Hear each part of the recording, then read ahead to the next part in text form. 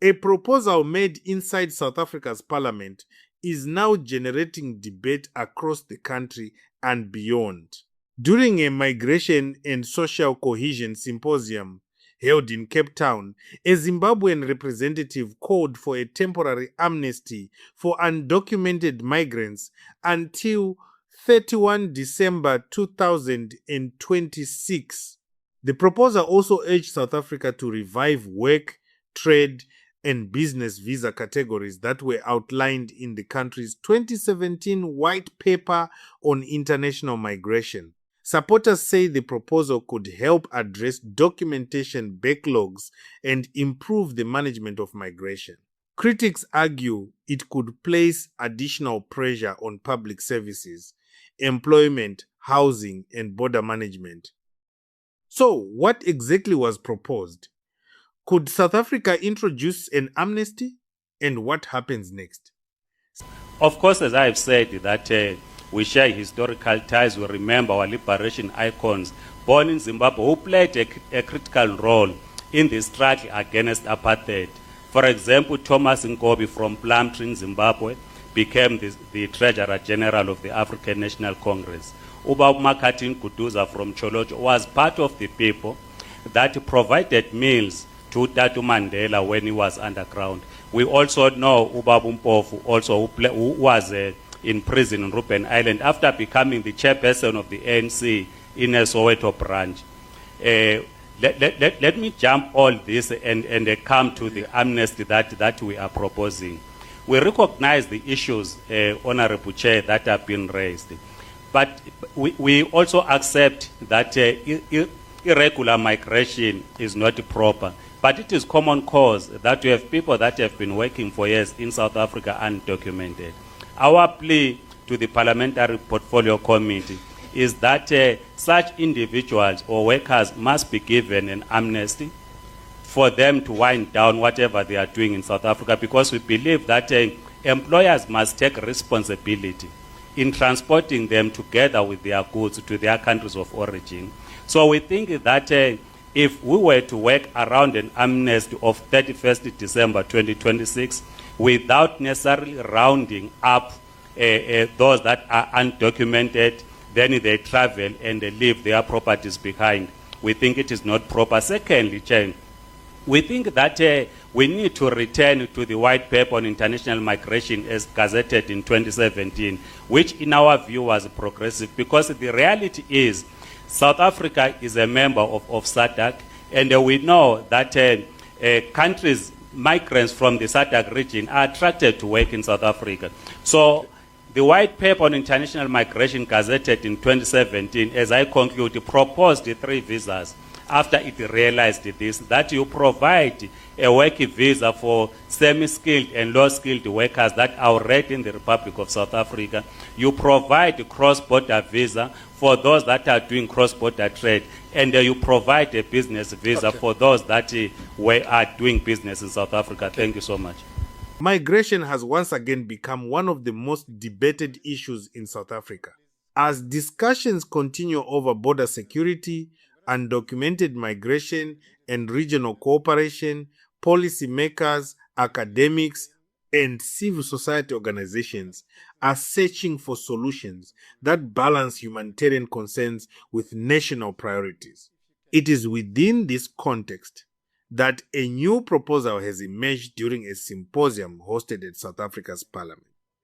The Migration and Social Cohesion Symposium brought together representatives from Parliament, the Wits School of Governance, the International Organization for Migration, government officials, researchers, and stakeholders working on migration policy. The purpose of the symposium was to discuss practical approaches to migration management while promoting social cohesion across communities. During the discussions, a Zimbabwean representative proposed that South Africa introduce a temporary amnesty for undocumented migrants until 1031 December 2026. According to the proposal, such an amnesty could allow qualifying undocumented migrants an opportunity to regularize their status while authorities address documentation challenges. The representative also called for the revival of work, trade, and business visa categories contained in South Africa's 2017 White Paper on International Migration. Supporters of the proposal argue that documentation backlogs have created uncertainty for many migrants who are already contributing to the economy. They believe temporary regularization could improve record keeping, strengthen legal compliance, and reduce pressure created by undocumented migration. Some participants at the symposium suggested that more structured legal pathways could improve migration management while supporting regional mobility. However, not everyone agrees. Community organizations, commentators, and some members of the public have expressed concerns that introducing an amnesty could place additional pressure on healthcare, education, housing, and employment opportunities. Others argue that migration policy should prioritize effective border management and ensure that immigration laws are enforced consistently. These differing viewpoints reflect the complexity of the issue. South Africa has experienced growing public debate over immigration during recent months. High unemployment, economic pressures, and concerns about public services have made migration one of the country's most sensitive political topics. Different political parties and civic organizations continue proposing different solutions. Some emphasize stronger enforcement. Others advocate reforms that create more legal migration pathways. Importantly, the proposal discussed during the symposium is not government policy. Government has not announced any decision to introduce an amnesty or revive the proposed visa categories. The Department of Home Affairs has previously stated that any changes to migration policy must follow parliamentary procedures, public consultation, and existing legal processes before implementation. This means the proposal remains part of ongoing policy discussions rather than an approved government measure. Political analysts say public symposiums often provide opportunities for stakeholders to present ideas, even when those proposals may never become official policy. Such discussions help policymakers hear different perspectives before making legislative or administrative decisions. For that reason, proposals presented during conferences should not automatically be interpreted as government decisions. The debate also reflects broader regional realities. Southern Africa has experienced significant cross-border migration for many decades. Economic integration, family connections, trade, education, and employment continue encouraging movement between neighboring countries. Managing that movement fairly and effectively remains one of the region's biggest policy challenges. For migrants themselves, documentation often determines access to employment, education, healthcare, banking services, and legal protection. As a result, discussions about visas and regularization directly affect thousands of families who have built their lives across borders.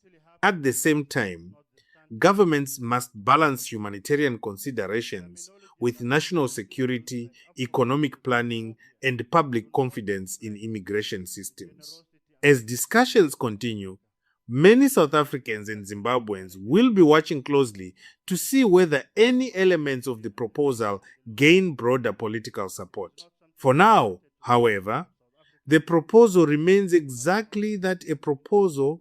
Any future changes would require government approval and the legislative processes established under South African law.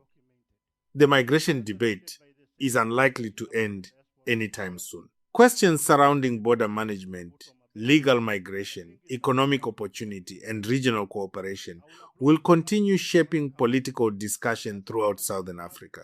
Whether this latest proposal becomes part of future policy remains uncertain. What is certain is that the conversation about migration is far from over. Do you think temporary amnesties for undocumented migrants help improve migration management, or should governments focus primarily on enforcing existing immigration laws? Share your thoughts respectfully in the comments below. If you enjoyed this report, please subscribe, like this video, and turn on notifications for more Zimbabwe and Southern Africa news and analysis. Thank you for watching, and I'll see you in the next video.